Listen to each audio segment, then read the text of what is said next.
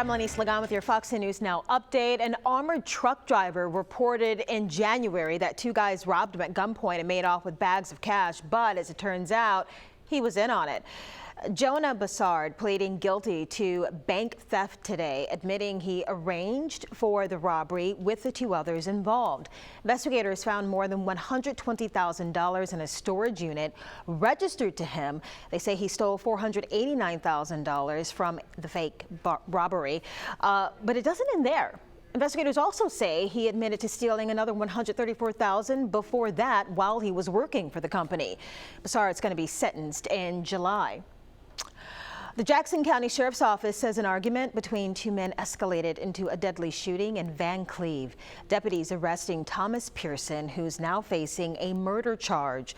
Pearson is accused of killing Jeffrey Summerlin yesterday. Witnesses saying alcohol was involved in that shooting. Pearson's expected in court tomorrow. Mobile Police Department teaming up with AltaPoint for the Mobile Justice and Mental Health Collaborative. It calls for AltaPoint's mental health clinicians and officers with the Mobile Police Department to work together to help people with serious mental illness so they can get treatment and avoid jail time. The grant ultimately puts mental health professionals on the front line in the jail and in the homes of those they say who need it most.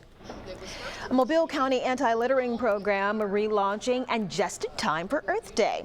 Love Your Community also throwing in some new incentives. Volunteers can now bank their time and eventually exchange their hours for grant funding. Registered teams of any size can choose which part of the country they want to, or the county that is, they want to monitor and organize cleanup activities. A Love Your Community project coordinator telling us the pandemic makes their work even more vital. It's also been so many organizations that normally do this have been on pause. Even government organizations that organize cleanups, it's all been on pause. So now is the time we have to get back in and get ahead of the game again and make this an important issue for our community. Supplies will be provided to anyone who asks. For the full details, go to fox10tv.com. All right, active weather ahead for the Gulf Coast. Here's what we're tracking as we get into Saturday. Level 2, slight risk for some severe weather in our area. That encompasses the entire area.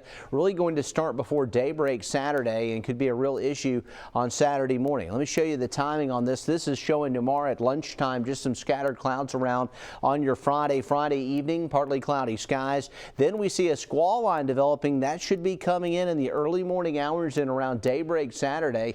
That'll sweep through. We still may get a couple of storms later in the day, and then we should be in better shape for your Sunday.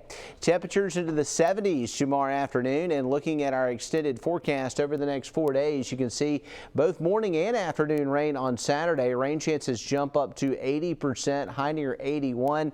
Things do clear out on Sunday with better weather ahead. We'll be tracking the storm threat here on Fox 10.